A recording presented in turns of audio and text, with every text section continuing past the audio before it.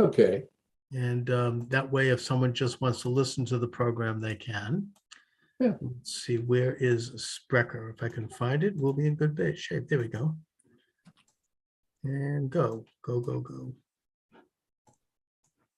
Thanks for joining me, everyone. Charles Moscowitz, welcome to the program, Monday through Friday, going early today. Of course, you're welcome to join the conversation by calling us at 617-396-4958. That number again is 617-396-4958. Michael D. Shaw is with us. Mike, how are you? Well, I'll tell you something. Not only are people welcome to join us, I encourage them Indeed. to join us. Yeah, I got an interesting call last night. So people are starting to call in. And, this is a live program and we do take calls and you can discuss any issue you'd like to bring up, obviously within the confines of community standards and good taste. Again, the number is 617-396-4958. Now, Mike, there's a lot of things that we should cover. I just want to bring up two things right off the bat. Sure. And my source on this is what's his name? Posobiec, the reporter from Washington, who he's very good. He's got a lot of inside sources in Washington, D.C., and he is saying that Jack Posobiec, that the Department of Homeland Security has decided to label any American who questions the election of 2020 or the pandemic in terms of the vaccine as a domestic terrorist. Well, that's absolutely true. I've seen the document. Okay. What do you know about it? Well, they very generically, and I should have read the whole thing or printed it out here, but Homeland Security produced a document that in essence says, shockingly, that if you hold an opinion that's different from the prevailing one of the establishment, you're a domestic terrorist.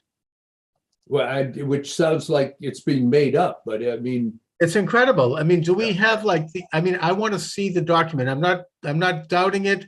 Nor do I doubt Posobiec or anybody, but I want to see the writing. I want to see where this comes from, because it seems to me that this is a continuation of that document that was mailed to Attorney General Merrick Garland from this shadowy left-wing group called the National School Board Association. Right. And apparently there was some involvement on the part of that with Secretary of Labor that basically said that American mothers and fathers who are standing up at school board meetings and speaking out against such things as critical race theory and sex education and masking and a couple of other hot button issues, that they are to be investigated as domestic terrorists.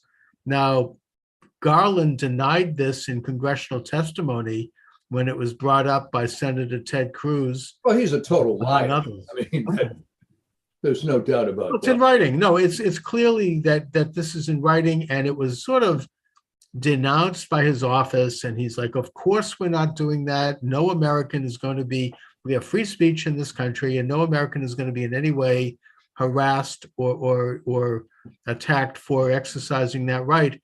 But now it looks like they're doubling down and they're going for basically most Americans. Well, here's what I think is happening with this.